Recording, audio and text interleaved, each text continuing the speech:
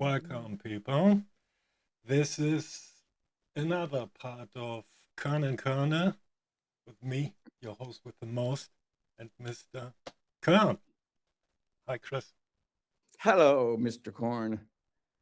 So, last time, I don't even know where we've left it. I'm still dealing with my notes. It was a lot.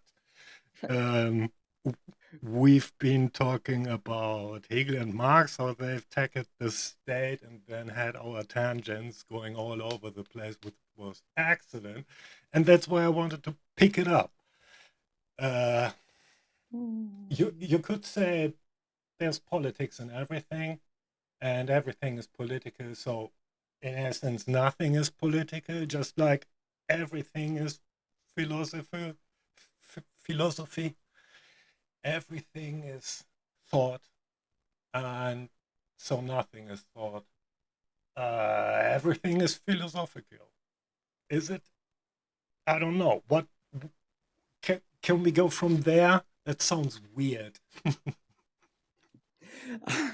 So I would say, and this actually is not unlike um, um, what the Hindus do, or in Eastern philosophy. Interestingly enough, after I've been studying that recently, as opposed to going on, as in the sense of proceeding into the unknown and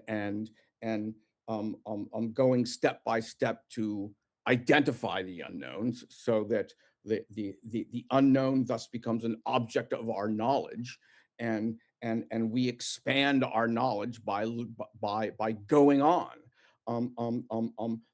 Actually, I do sort of think, even though that's sort of easy to mock, um, um, um, because we're always going on and never getting there. I think that's actually a good description of how we feel. Um, that is actually one part of the human experience of learning. But Hegel, like the Hindus, go back into the self. We are part of the universe. We are the universe which is aware of itself, and thus we find the nature of the universe in ourselves. In other words, to go inward, and work with the self. There is, in this sense, because the self is actually, of course, much more problematic, um, um, um, um, um, to the extent ourselves are created by literally ourselves. That's plural. In other culture, in other words, ideas. In other words, for Hegel, spirit. We are, as Mr. Kern, Mr. Korn, Kern and Kern were talking about, because I have to confess to our audience, we do talk about this when we're not online. And we were sort of wondering where it is we're going to go. And what we're doing now is that we are skirting, as they say, is that we are skirting the relationship of of of of um, um, um, of talking about Hegel and Marx's conception of the state. In other words, modernity. We're sort of going around the subject, poking at it, to sort of find a place to get in, because it's a three-dimensional thing. And we are standing at the beach, with this thing there, before our feet, and we're sort of wondering how it is we're going to talk about it. It's so massive.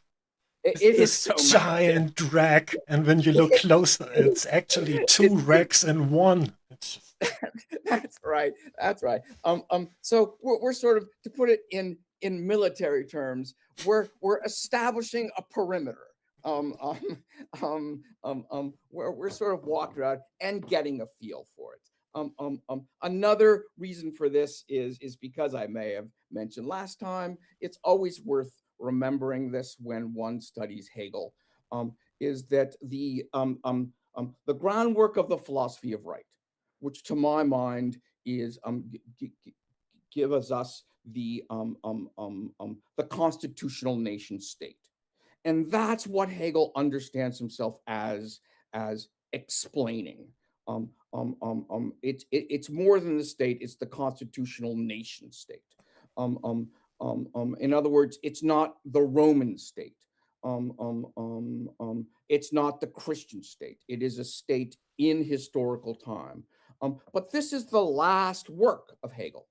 Some people, when they talk about Hegelian politics, they talk about the logic, they talk about the phenomenology, and oddly enough, they never get to the one piece or the history, the philosophy of history, but they never get to the last book, which I think is the most important book in all of this. It's also important because it is an integration of the phenomenology and the logic.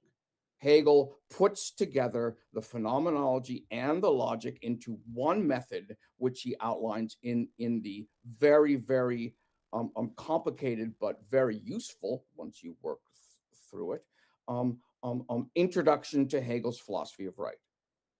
The best book I know about this is Alan Wood's Hegel's Ethical Thought, and I'll talk about this again. I am when we get to the elements of the philosophy of right, in particular. I will confess, though, I was a student of Alan Wood's when he put together that book, and I am referenced in it, so I am prejudiced because I was there when it was made. So that's human. That's So human. Thank you very much. In any case, this does not mean that the phenomenology, the logic, and the philosophy of history are not helpful.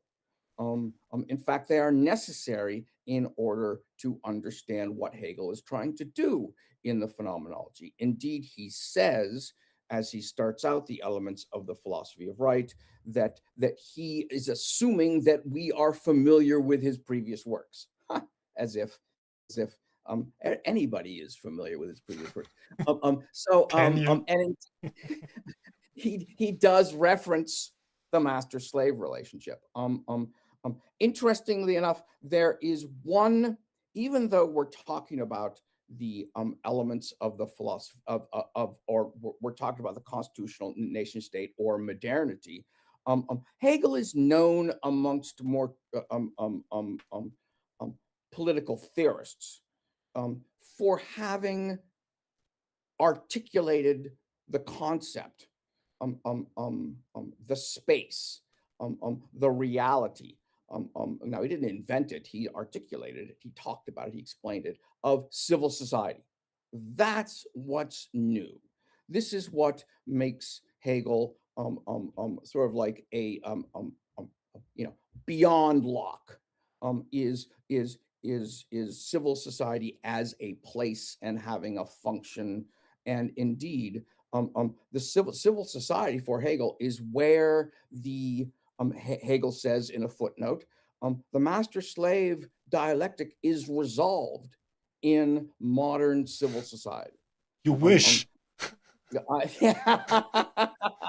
Well, at the same time, it's very interesting. Hegel says, Hegel describes a civil society very much in a couple of brilliant paragraphs. He sort of says that, makes the same criticism of civil society as Marx does in Capital. Mm-hmm. He says it can't sustain itself economically, that it is, as Hegel says, or to paraphrase Hegel, civil society is too wealthy for itself. And that's the way to put it. We can also say we can't afford the disgustingly stupid rich. I mean, I know I think that's an excellent explanation, shorthand explanation for capitalism. We are too wealthy for the system in which creates us. And with we don't mean us. We are the part that's conscious of itself. Mhm. as being too wealthy for ourselves. Um, um, in any case, so this is by way of explaining I it is a digression, one of many, but it is sort of where the journey that we're on, the journey that we are Mhm. on, So, and it also like yes, Herr Korn, um, maybe we should get to it. explain some more what regarding the master-slave relationship, because Yes, that's a yes, yes, very interesting one yes. to That's where we want to go. Um, um, tackle. I can see like a yes, few contradictions popping up right there, how the master-slave relationship can turn on itself yes, depending on the abilities of the slave and yes, the yes, methods to manipulate the master and yes, make him realize that he cannot sustain himself without the slave. I mean, this is yes. also This is the second part of the dialectic of the master slave relationship. And then maybe there's a third one that uh, would kind of illustrate the culture we are dealing with that tries to take account of the world and of and exploit other peoples in that context to deal with it essentially yes, as a yes, very yes, primitive approach to the world that's yes, prevalent in corporate structures, corporate hierarchies, military hierarchies, whatever. yes, yes. Um, yes, to elaborate and ultimately to get to Mr. Korn's Herr Korn's very good questions, excellent questions. Let's begin. To a certain one last digression. To a certain extent, what we are doing now is as we skirt, as we establish the perimeter, we are also building up a language that we will be referring to throughout our discussions. Hegel is a technical and Marx very technical philosophers, and you sort of have to know how certain words are used. Things like self-consciousness, things like spirit, things like the state, things like what is meant by politics. Indeed, what is meant by slave and what is meant by master. When one starts out in philosophy to a certain degree, what you learn for every philosopher that you study is that you learn a new vocabulary. Um, so I want to start out with this sense, this fundamental sense that I think everybody needs to think about. I think that pretty much actually, everybody does think about this. In fact, I will put that out as a challenge. Is it possible to be human without asking yourself the question what it means to be human? Um, do you have an answer for this? And I would wager, I don't know how much, that yes, you have. I'm speaking to not only Mr. Korn, but the audience, but the entire world. Yes, part of what it means to be human is to ask, what does it mean to be human? There are various ways to approach this question, mostly and not unhelpfully, is what we call attributive explanation. In other words, there's human, and then there are all the attributes of what it means to be human, sort of like attaching predicates to the subject of human. So humans are blank, blank, blank, blank.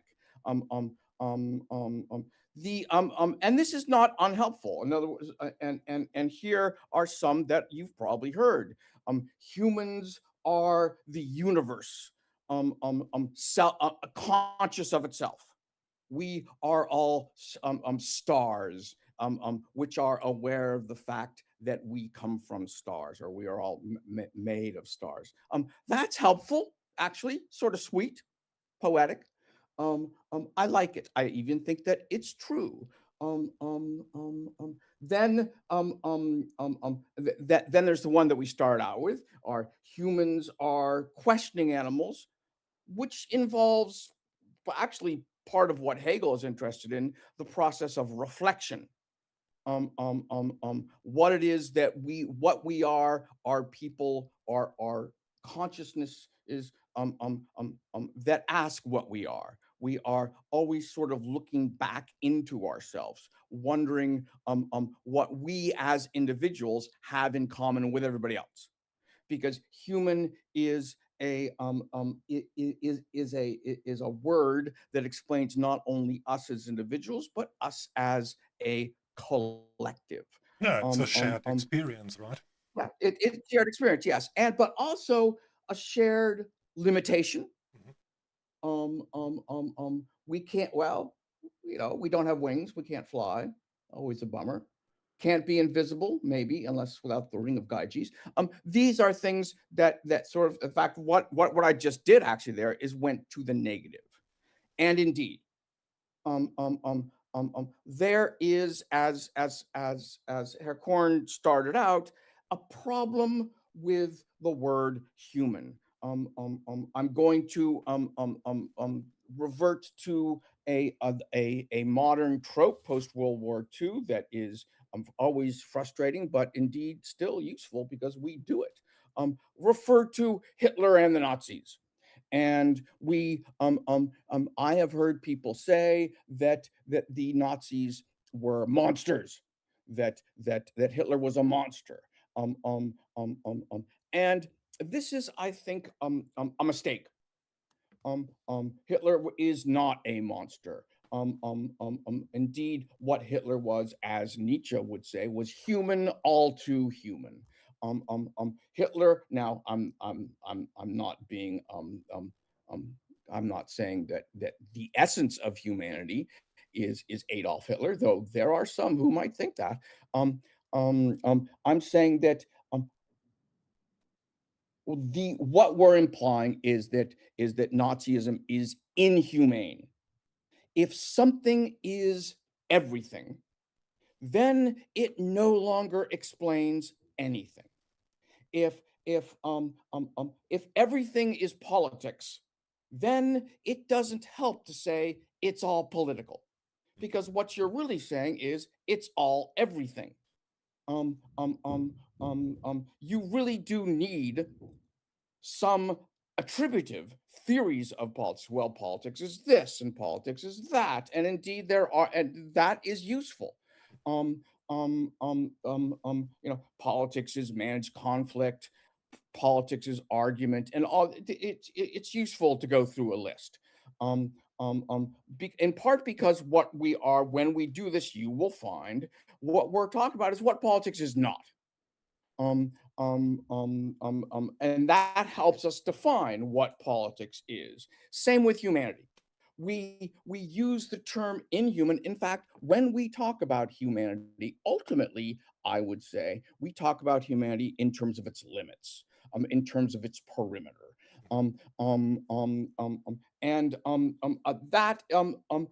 that I think is the true derivation of negative dialectics.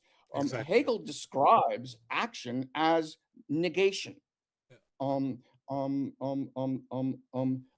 Yeah, I would this totally is, agree with that, with all of that. yeah, And I think to add to this and to knit together with the master slave relationship and Hegel again, you could really look at fascism, corporatism, like Mussolini, however you want to do it, like Hitler, as the extremes, latest innovation of yes, this relationship that yes, was I think so. preceded by earlier stages of capital under colonialist rule and Yeah, whatever. So there's a serious problem yeah, involved with our way of life, our as we already talked about the last time about Rousseau, individualism, and the delusions that stem from Rousseau, from coming out of the bourgeois developing world in the cities, going into the new world and conquering it and meeting wild people and enslaving them all out of the fear that Yeah, we might be um, not able to compete with them on their level. yeah, So this yeah. really leads us to a problem in this terminology of humanity as such, as you Yes, already. I completely agree. Yes. Um, Lenin said that imperialism was the final stage of capitalism. I will disagree here with the great Lenin, and Wow. point out Lenin never lived through a full development of Yeah, fascism. And I would say fascism is the final stage he didn't of see the financial markets and what they are capable of. Yeah. in any case, again, that we're skirting around. The master slave dialectic is a step. It's in a or it's a place in what we might call three stages in the development of what it means to be human. Um, um, a student once asked me this question, and I was fortunate to be coherent when I answered it, and I still rely on this sort of understanding, but of course it's all cribbed from Hegel. There, Hegel describes or explains the phenomenology of spirit as a process of development. Everything in Hegel is a movement. Hegel gives history. And this is what history is. History is the explanation of the way things move. And indeed, you can say the way that space and time, but more importantly for Hegel, is self consciousness. Hegel, the book moves through three steps of awareness, of experience. The first is consciousness, the second is self consciousness, and the third is consciousness that you are self conscious. The book moves through these thirds. And the master and slave relationship is is the process by which humans become self-conscious. It's sort of the step between conscious, the first and second, and then he gets into the two, or it is through the master-slave relationship in a process called recognition, which involves others. Hegel is what one thing that Hegel does is that as or he develops this is modern philosophy, is that Hegel insists that we understand ourselves through others. Hmm. Hegel is the first sort of social theorist. Hmm. He doesn't start with the I am or the I think. He sort of builds up to our understanding of ourselves through others. Yeah. And this is what he calls recognition. It is, he also describes it as infinite, that the relationship between self and other is a relationship of infinity. Now, Oh, wow. this infinity is not numeral, not finite infinity, which is one, two, three, four, five, whatever. It is the infinity of mirrors, the infinity of mirrors. I don't know if you know you've gone to. I'm sure you have. I have. It was an amazing experience when you first confronted. When I went into a clothes store, and you've seen these mirrors that mirror back and forth, and you look into the left, and there's an infinite amount of Chris's, Ah, that's nice. which is, and then and you look the other, there's an infinite amount of corns. Oh yeah, It goes on forever. that's me. That's the That's 1,000 kernels of corn rotating inside of me. Which one of that's them am I today? So this that's is right. this is all very, very good and helpful also to Yes, structure it in this way, yes, because now we are really dealing with the self. Uh, yes, at first, yes, we really talk more about the yes, relations, but yes, uh, it's yes, this is also like at the core of the development of the self. When you think about it, yes. as a kid, you are being socialized by your parents. There is this That's right. master That's slave, that if you want, that's right. relationship, which Yes, later continues in your life as a teacher or pupil, this is worker, true. and This is true. This is true. so this is Yeah, kind of already teaching you the yeah, game, if you yeah, will, yeah, and yeah, yeah, there's this infinitive space for illusions of mirrors of yourself, mirroring um, whatever, but in essence, it's mirrors. You're dealing with desires which are also coming from your relation with others, with capital, with yes, incentive structures, with money, whatever. yes, Everyone wants to make money yes, quick, so you try to structure your life around that, and yes, so yes, this yeah, also thi- yeah, relates to your individualization, and in a absolutely, sense, you can see absolutely. in a lot of trauma and in a lot of shitty situations out there Yeah, that people very much. didn't really complete their individualization in this sense and are not aware of this infinite room of mirrors. Yes. So, Yeah. Now, Hegel, interestingly enough, and indeed one reason to focus on this recognition aspect or moment in the master slave relationship, is Hegel claims that this is where spirit is created, both in terms of both as an individual phenomena, the spirit of Haircorn, your spirit. The spirit is that which moves. That's what moves us. What's your spirit? moves up Marx through time never gives up. Yeah, and what's your what space. But Jung, exactly? I think he had the concept that we come to this world with a spirit, and this is Yes, something immanent. yes, yes.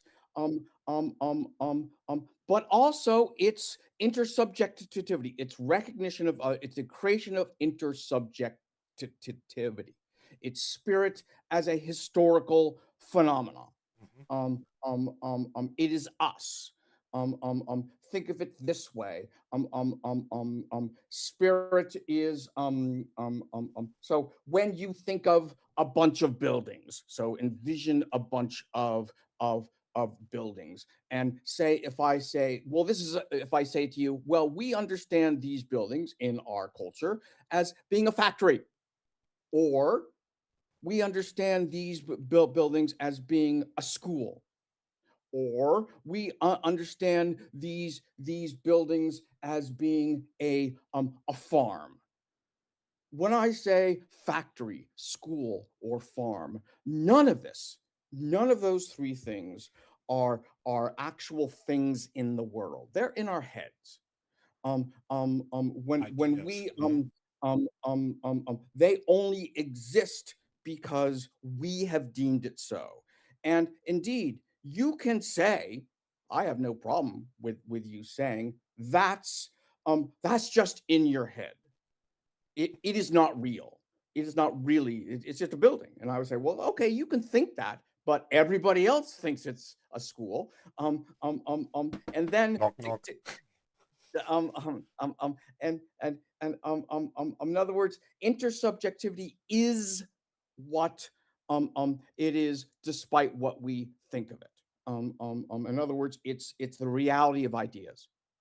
And that's what's happening here in the master slave relationship. Hmm. Okay, so Hegel Just describes this. just real Yes. quick, I think just the thought popping up as you were talking about spirit, um, for me, and I'm coming back to Master Eckhart with this.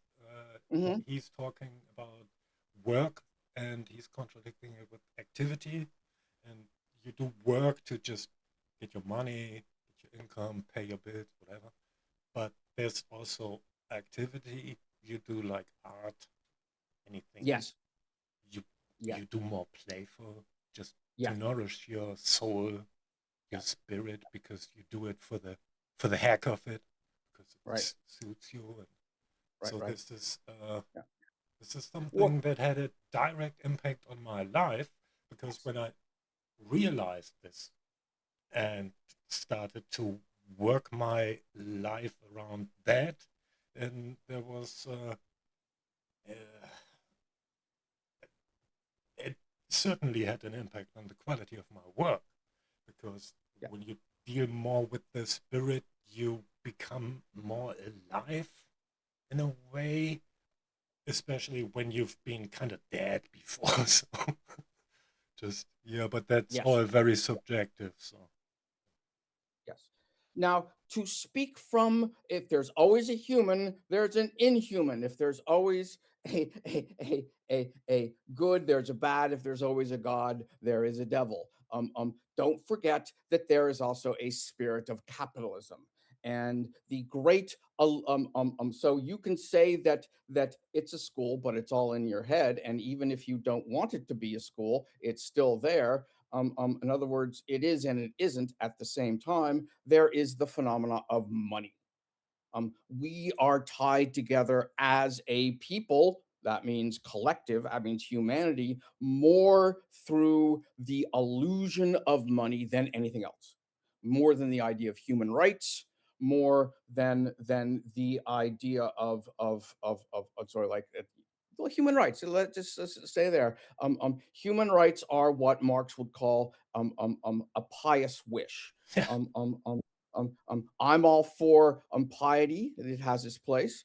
But what we're really tied together is through the illusion that paper has value. Mm. I take a dollar bill out of my wallet whenever I teach in class, and I say, "What is this?" And people say, "It's a dollar bill," and I say, "Well, no, it's not a dollar bill. It's a piece of paper." It has no value if you're in a desert, except maybe to burn for warmth. Mhm. What are these? You know, when we go to the ATM, what is money? It's electronic blips. We believe this. It is a part of who we are. But it is an illusion. But it is not only an illusion, it has a spirit. Money, as Marx teaches us, moves. Mhm. And that's what capitalism is. It moves as capital. So this is what's at stake in this moment of recognition. That is sort of what Hegel thinks comes out of this relationship between the master and the slave. So let's get to it. Very good. Um, so You're always Hegel, saying, let's get to it, and we're skirting it, but I think we're I know, already. I love skirts. I love skirts. So I promise. Here we are, walking in the primordial forest. And this is how Hegel describes it. And it's not the only way to describe it, but what we are as conscious beings, as animals, and we are animals, and we remain animals. In becoming self-conscious, we are still only conscious. That is still an important part of us. To be conscious is to merely be awake. To merely be awake. And indeed, it's being aware of the difference between inside and outside. That's what we are when we are awake. It's being and this difference is between desire and the world. The world being broken up into various things. Things. We are not things. Things move of their own accord. Things do not have what we have, and that's desire.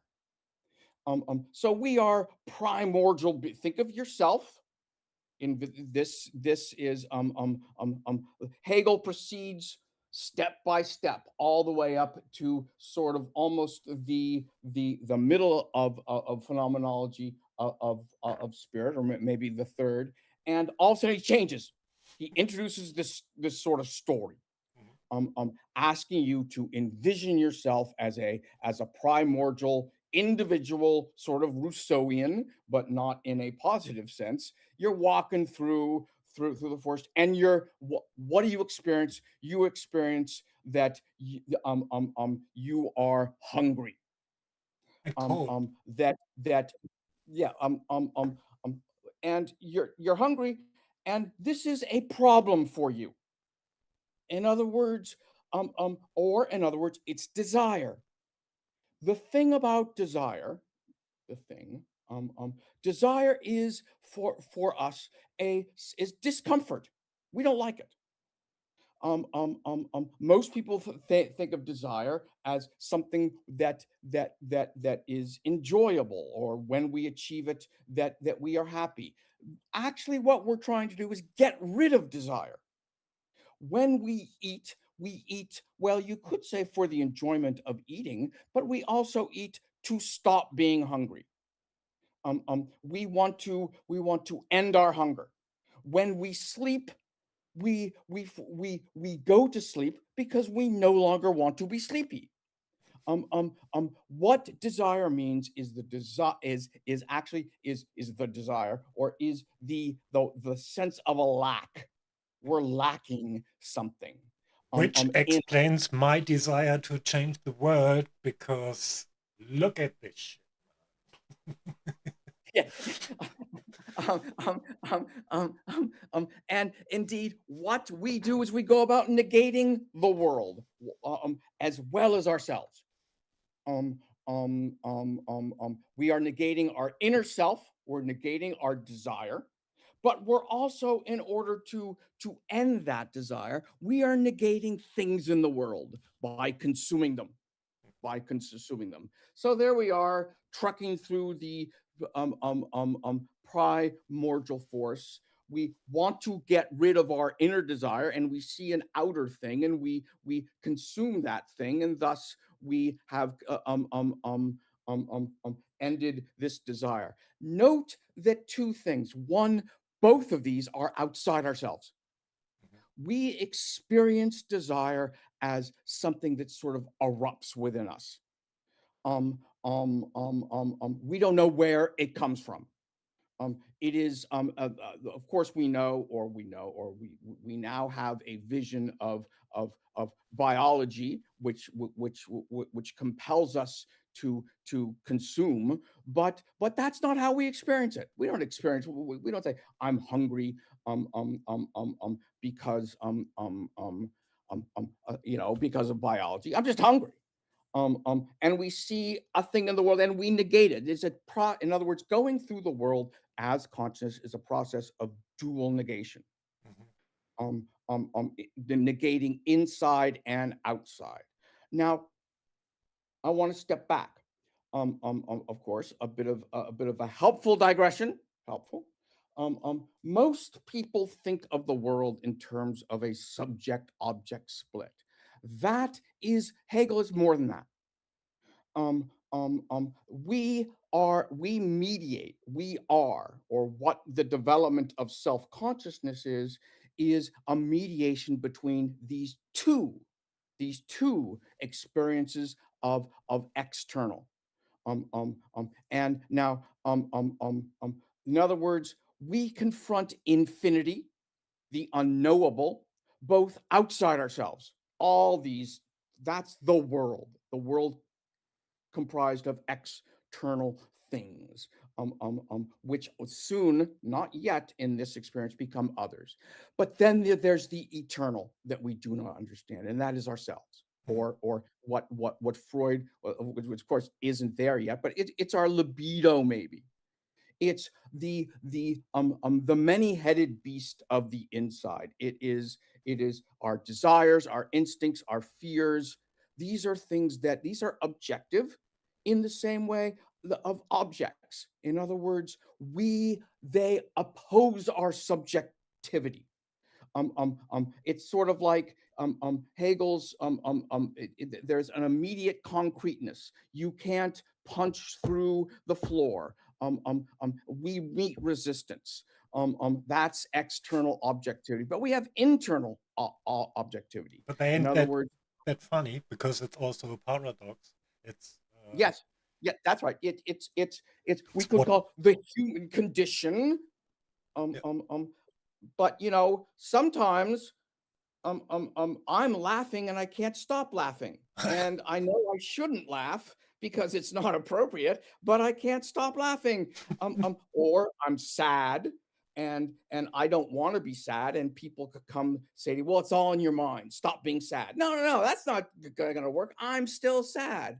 Or I'm in love. And people say, well, this person is bad for you. And you can say, yeah, I know this person is bad for me, but I still love this person. Which isn't These really a are, bad thing after all, right? yeah, no, it's really it's a bad thing after all. But the thing is that it's not subject object, it's object subject object.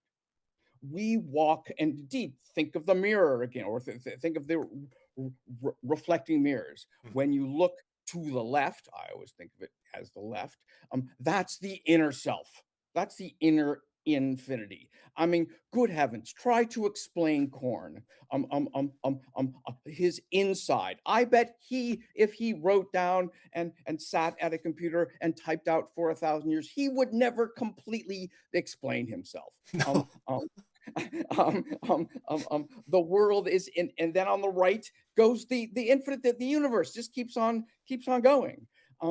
We walk between these two senses, or these two experiences of consciousness, It's and so this is what animals. important to know that and to be Yeah, aware of that and to keep that somehow in the back of your head, because this is exactly the spot where all the propaganda or the spectacle or the mediation of things and pictures, this is exactly how all that stuff operates. So we can in a sense harden ourselves maybe with yes, with a yes. sense Well, of awareness. yes, hardening ourselves in this sense. And Hegel is, so Anglo-Saxon, German language is very phenomenological. It's experiential. And the use of the word harden is a good Anglo-Saxon word. Yeah, I love That's exactly what we do. And when we harden ourselves, is that we strengthen our senses of limitations. Ourselves are constructed out of establishing boundaries between us and our inner life and us and our outer life. That's what it means to harden. Once again, Hegel and the German language, by which I include English,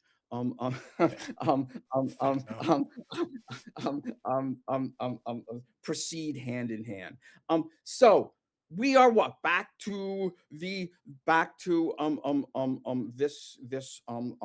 we are walking through the primeval forest, and we come upon something different that we've never seen before, that we've never experienced before. And this is someone who is just, well, the same as you or I. This is another consciousness going through the world, negating it. In other words, we meet what we would say, but we don't experience this other as a human being. We experience this other as another. And what do we do in the state of consciousness? When we confront an other, we try to consume it. We want to eat it, or we want to destroy it Have it because all for have it ourselves. all for ourselves. Because this other is, well, trying to negate us. Now, Hegel says, in other words, this is what consciousnesses do. This is what animals do. When the first thing they do when they size it up is, well, do I eat this or do I fuck it? Hard to say. But consumption is involved. Consumption is involved. It might be said that this is particularly masculine. We'll talk about that later. But what we want to do is deny. What we now, or we want to consume, we want to negate the other. Hegel claims in this story that 99% of the time, one of these beings kills the other. Mhm. And the reason why, there is a deeper reason why, is that as I move through the world as a consciousness, I am explaining the world to myself in terms of my own experience. So whenever we go through the world, and this is what you do, this is what I do, is that we explain it to ourselves. And we explain the world in terms of our values. So I will say, as I go through the world, look at those buildings. It's a school. Oh, but I know it's a particularly bad school. Or that means I should walk quickly away from this school or this factory or this prison. When we go through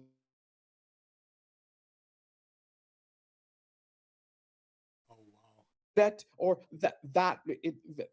that's what animals do. We go through the world explaining that world to ourselves in terms of our own sense of power. Because that's, by the way, yes, that is what consumption is. That is what negating it. It's power. Um, um, um, Action to this extent, and Hegel continues with this word. Human action is the action of negating. It is action. And he describes a human. What we do is we are negating animals. To be free is to negate. Which is Or why I would which instinctively negate all of what you just said with another thought that just pops up, but you're probably not finished yet. But let me, either digress. way, let me exploit this situation. Just like Inside Hegel and would assume that's all in our nature.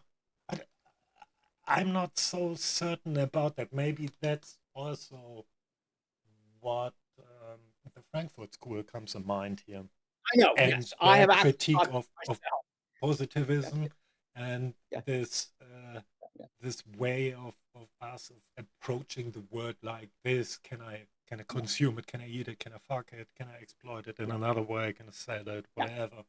Can I, how can I empower myself and yeah.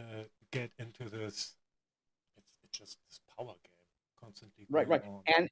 And continue on my merry way, Mhm. negating and consuming.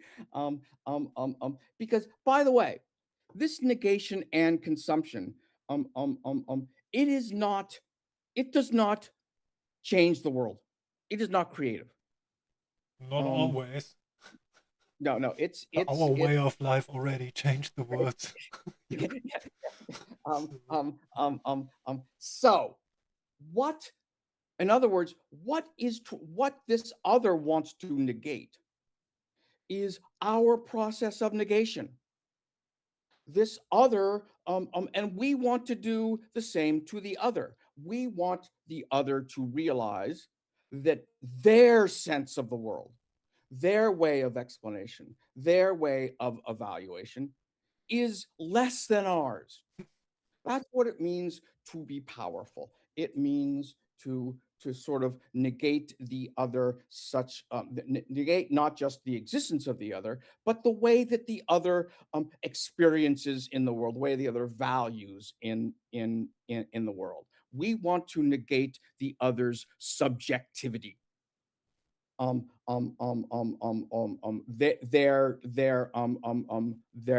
very evaluation. And what I mean is essentially how the world appears to them. So what happens 10% of the time is that, so usually this is a fight to the death, very masculine. And if you want to say this is a masculine vision, then you must also admit that it's not very pretty, and it's really not it's not sort of what you want to be. But I'm going to expand this conception because it is a story. There are other ways to explain this. We give up. Somebody 1% of the time we say nope, and we sort of lie there helplessly, waiting to be defined. Because don't forget, that's what we're doing as we walk through the world. We're explaining the world to ourselves. We're defining the world in terms of our wants and needs. And when we give up, we allow the other to define us, because we give up this power we surrender it. Mhm. Or own agency or own sovereignty in this, Yeah, yeah, and the patriarchy needs that submission, especially yeah, from men, yeah.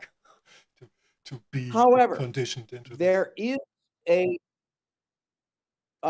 by the way, there is a great for those of you who know the Greeks, I'll only digress here for a second. This is you can also get a sense of this in reading the Melian dialogue in Thucydides, the Peloponnesian War. I won't go into that. In any case, the now there is sort of something that that this person becomes the master, because this person now dictates not only what the slave does, but he sort of, I mean, and to that extent is the master. What the master does is the master controls language. The master controls logos, and the slave is defined. But there is something going on within the slave that is of particular interest, because the master tends to fall out of the phenomenology of spirit. The master is brought back in to the extent that we all are still in some way masters, and in other words, we still, when I talk to you about being powerful, this still resonates with you to the extent that we have all internalized the master slave relationship, and we are all in some ways masters. We are all in some ways slaves. But the master does not change after the master enslaves the other. Change happens within the slave. The master goes on just consuming.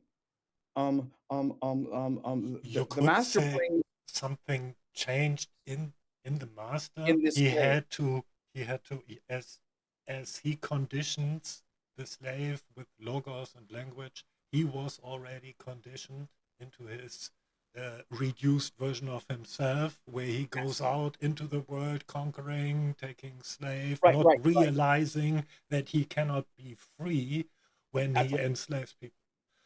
So This is true. And in other words, Hegel focuses on the slave. And indeed, something happens in the slave which is rather interesting. First of all, the slave, what Hegel describes is that the slave goes through a comprehensive fundamental change. to the extent that the slave realizes that he is something else besides desire. Remember, when the slave is walking through the woods, walking through the forest, consuming things, he only experiences his inner self as desire. In other words, as subjective, Mhm. as something that just comes from within somewhere, to eat or to fuck. But now as he had understood everything as this desire, which is subjective, he I use the word he realizes that he is a thing, and a thing, in other words, objective, and that every, as Hegel says, every fiber of the body of the now slave, or of the person in the process of being enslaved, you realize that you are not subjective, but to the other, you are a thing. Yeah, but In other you words, you are recoil, not. I mean, Yeah, instinctively. yeah, Who wants to be you, objectified? I mean, this is something. exactly, exactly. But you are objective. But this is a crucial process of experiencing yourself not as well, that you are you are in fact become something. You are now a thing, but not just anything, because what the master does is he doesn't kill you, he keeps you alive. And again, I'm slipping into the word he, but go with me here. Mhm. Um, the your value to the master is in being alive. Which in turn, what you realize is that you are not so much alive, but you are living. The slave now understands something that the slave did not, because the slave has made a choice. The slave has made a choice, and this is and this is a choice to be alive, to be a part of the living. In other words, the slave learns the value of life. The master does not know this. The slave gains a sense of the value of life. The master has only knows the value of consuming, Of his life, but his of, way of of life. consuming his world, negating his desire. But we understand ourselves as now being a part of the world. We are a part of the objective world. We understand the value of being alive, in the mere sense. Now, it may be as a slave. In other words, um, this is the first thing that the slave has that the master does not. Now, it may seem to us to be abject, to be sort of like, yeah, but you're still a slave. Yes, but again, the slave knows the value of life, beyond consuming. Maybe Um, he um, can tell us his price. or I'd rather be a, it's I once sparked, in talking about the Melian dialogue, would you rather be a slave or would you rather fight to the death? And the people who fight to the death, I tell them, well, now you're all dead. And look, the slave is alive. To this extent, we are, to the extent that we are all the offspring of slaves, because we're the offspring of those who chose to submit. Otherwise, we wouldn't be here. And we are slaves to the idea. We want to live. Now, so let's speak to suicide here. Well, sometimes I don't want to live. Well, yes, but in the moment of fight or flight, when you're first confronted with somebody who wants to kill you, either you run away or you fight immediately. In an immediate sense, we want to live. I may be a suicide, but I don't want you to decide. That's my choice. In the See, moment of emergency, I that's want to also live. very dangerous because at that point I would rather decide to, okay, let's fight, let's do it then, because Yeah, then at least I can go down on my terms, you know. It's that's kind right. of That's right. hands Um, back um, the um, agency. So this is also very, in a sense, revolutionary. This is yes, the power yes, revolutionaries work with yes. Yes, kind of very much so. stuff. But at the same time, there is the sense, well, live to fight again another day. Right. Um, I'm going to be a slave for now. Otherwise, in other words, I'm going to be Spartacus. Spartacus accepted his slavery, but he didn't stop fighting. To this extent, it now looks like, well, I'd rather be a slave than a consuming master, because as a consuming master, I don't have any thoughts. I'm just consuming. I'm just consuming, and I'm just eating and fucking. Consuming the world at this point. That's right, I right, mean, right. It's what the Greeks would call the mere life. It's just eating and drinking. It's not the good life. The slave is constructing a sense of the good life. In other words, it knows that it's not happy, which means it's constructing a notion counter to it.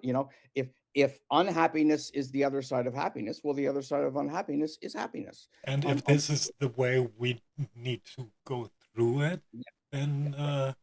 why not make this That's right. all conscious to uh, That's right. empower Um, people to become masters of their own life, exactly. Yes, breaking and through this relationship. And indeed.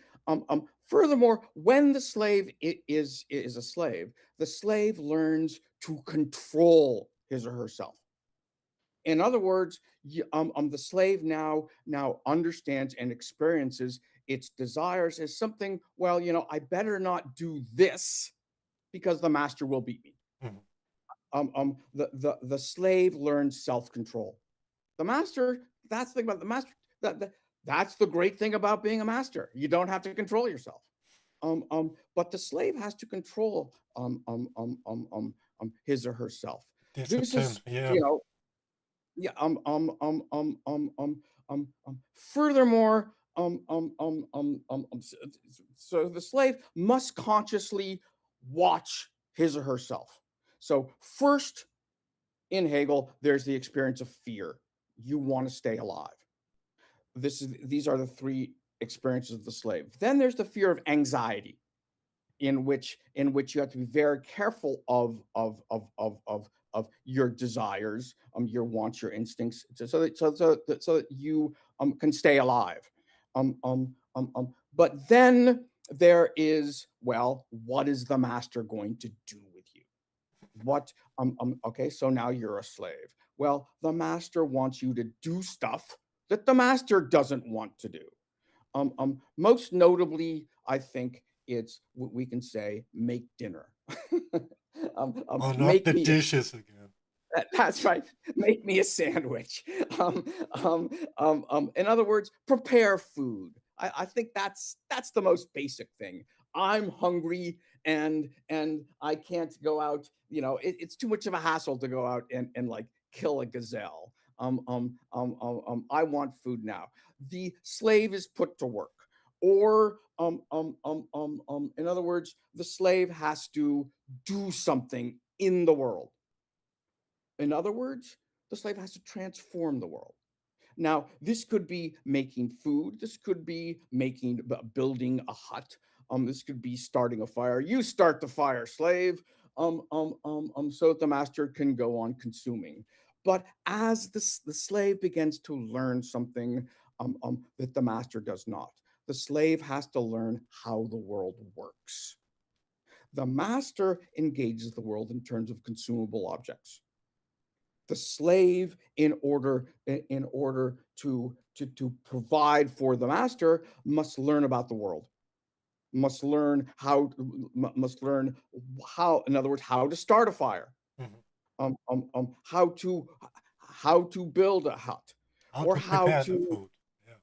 yes, how to gather food. The master does not learn this stuff. Um, um, um, um, More than making stuff. For in the process of making stuff, the slave realizes her own power. Mhm. Because in making something, you have put your imprint on the world. I made that fire. I built that hut. I cooked that dinner. I made this wagon. I built this house. The You've become the slave, master of your master's desire. exactly. The slave realizes his or her own power. Or essentially, and indeed, this is where the term artistry appears. Because the slave is aware, well, what if you start a fire, but it putters out? What if you build a house, but it falls down? What the slave learns is what is a good fire and what is a bad fire? What's good food and what's bad food? In other words, the slave starts to evaluate the world in terms of good or bad. And this is the beginning of art. The beginning of art is to say, well, I like this. This thing that I made is a good representation of myself. This is what I wanted. Furthermore, it works in the world. When you look at a piece of art that you have made, you say, is this an adequate representation of what I want? Number one. Number two, does this piece of art work to the extent that it is a balance of objective things? Don't forget, art is working with material.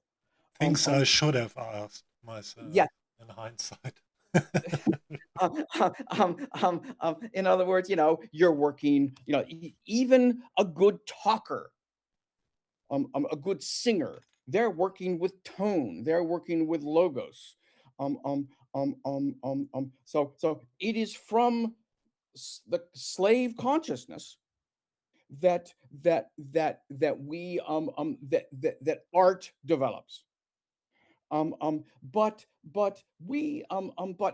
interesting enough, we don't do art for ourselves.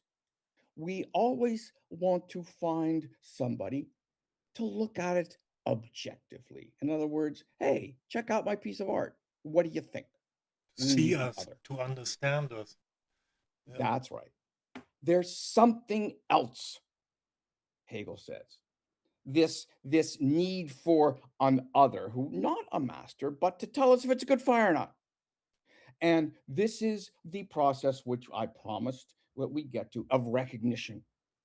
In other words, we start to look at other slaves, and sometimes we look at the master in terms now not as an object, but as, well, what we're trying to do is please the master. What does that involve? That involves going into the master's head and figuring out what the master wants.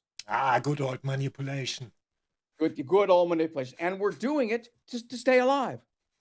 This is what is often called, Nietzsche calls, although Nietzsche is smarter than this, because he knows that we all derive from slave consciousness. This is slave conscious. The slave cares about what the other thinks. He has to. No. The master doesn't have to. No. So not only is the slave interested the art in the world, but also in understanding on the other's subjectivity, and how that other subject understands the slave. So the slave seeks to understand how he is understood, and how he can alter that understanding. But here's the kicker: the master is really today in this post-primeval world, the master is a slave as well. In fact, there is no master. There's nobody running the show. They're so hard And in debt, man. They have to cover their debt, you know. well, think of this. Think so I told this story in terms of this primeval struggle between two beings going through and negating the world. But we can also talk about this in terms of child development, infant development. So you are born. There you are. And you're cold or you're hungry. And you cry. And somehow you're covered in warmth. Let's call it a blanket. Um, um, and so you sort of, whoa, okay, I did this. I cried, and I'm no longer cold. And then you have this internal feeling, well, you're hungry, Mhm, so you cry. mhm, And whoa, you get a nipple, and that's milk. And you realize that if you do certain things, the world provides. uh-huh, And you learn to manipulate the world. And as you sort of grow up, as your brain develops, you realize, yeah, well, first of all, you've already realized the world is an other that you can manipulate. And then you realize that there are multiple others in the world, and that you are interested in specific others, particularly the other that provides the nipple. And so at first you think, well, the nipple comes because I cry. That is, in other words, correlation becomes now causality. And now when you start to manipulate the other, you realize that the other, because sometimes you cry and the nipple doesn't come as fast as you want. Well, there must have been a reason for that. Because don't forget, we go through the world trying to explain it to ourselves. mhm, And what we recognize ultimately is that there is another consciousness that we are trying to manipulate that controls our world. And whereas we may be able to manipulate that nipple, that nipple still has power over us to the extent that it makes us happy or it doesn't. In other words, the primordial experience of wanting something and succumbing to that which controls the thing that we want, the master. That's the mother. To the extent that we all go through this as human beings through the process of realizing how helpless we are, crying and getting the thing, but only if we cry particularly hard, and then it seems that the other has control of these things. So we now have to get into the mind of the mother. Whereas, of course, on the other hand, the mother thinks, my God, this child is controlling me. Every time it cries, I have to get up and stick my nipple in its mouth. And she tries to figure out you. Oh, you're crying because you wet yourself. You're crying because you're cold. You're crying because you're hungry. In other words, we don't really need this story of Hegel's, which is of two conscious beings. This is the basic relationship of power that mother and child work through. It's recognition of the other. It's as an other, as a subjective being. And to this extent, we can go deeper than just thinking of the master as master. Indeed, the baby for a while thinks it's the master. mhm, Hey, I cry and I get nipple. But then as time goes on, the baby learns that, well, I'm crying. Where's the nipple? I better cry harder, or keep on crying. In other words, the baby learns that I'm the master here, but I have to alter my tactics and strategy here in order to get this milk when I need it. God damn it. And then the baby realizes that the mother, and or this process of realization is what Hegel calls recognition. Um, um, um, um, and this is what the beginning of intersubjectivity, Mhm. in which both of the characters, both of the subjectivities involved, trade back and forth the experience of slave and master through this process of recognition.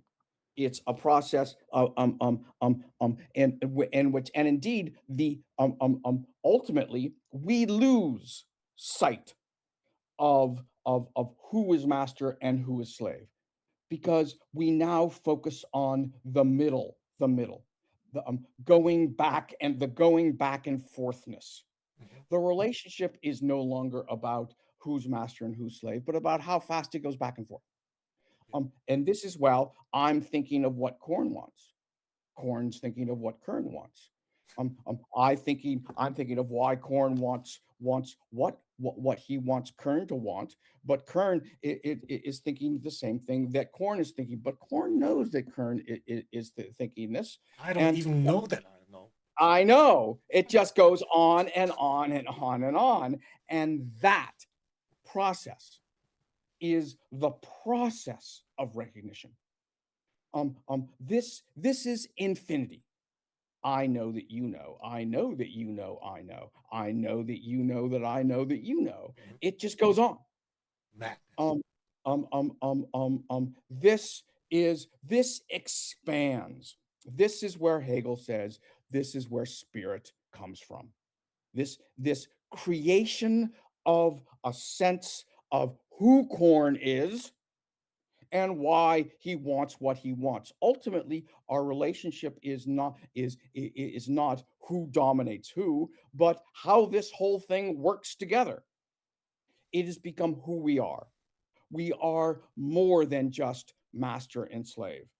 We are two people trying to figure out what the other wants so that we can give it to them. Because here's the thing, there is desire and there is being desired. Both are parts of power. So Foucault says, the male gaze is one of desire, and it's a matter of conquering. It's a matter of power. Well, I got to tell you, there's also a power in being desired. In which, oh, you desire me? Well, dance a little dance for me right now. Both of these positions are positions of power. Mm. But it is through working out these positions of power that we realize that we have something in common that is greater than power. And that is a way of working with each other, indeed, in the world, Mhm. such that we remake ourselves. We remake ourselves. So again, the master drops out momentarily. The idea of power is still there, but it's been subsumed into into a larger thing through the process itself, the movement back and forth. And Hegel is clear about this. This is self-consciousness. Self-consciousness is the movement back and forth, and it is not a thing; it is a process. Let me go back to this Where the conception. where the Yeah, system and the concept itself emanates. So, right. So what we realize as we manipulate, as we try and figure out what the other one wants, we try and figure out, anticipate what the other will do. We get a sense of the other as a future being. Will Corn be mad if I do this? Will Corn be happy if I do that?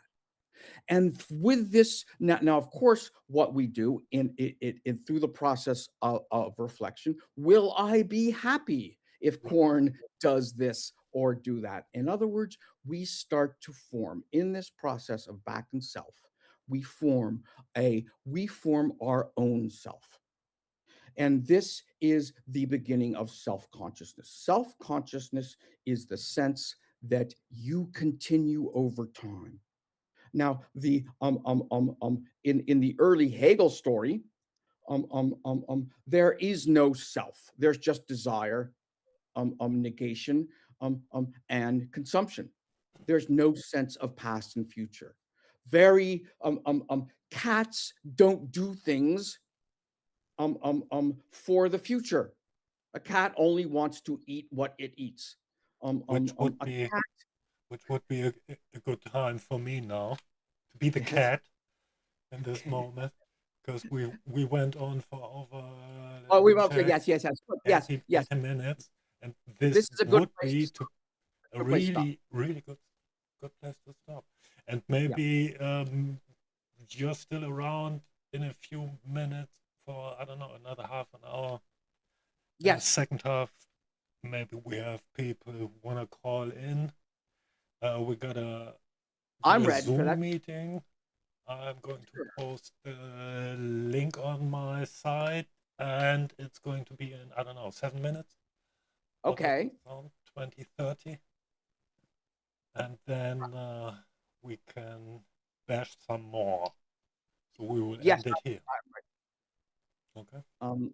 Okay. I'll Nice. let you take. So so you'll set up a Zoom meeting, Yeah. and we're going to say goodbye. But hopefully, we will hear from you again to Right. our Right. vast audience. Exactly. Bye, people. Okay. Bye, folks.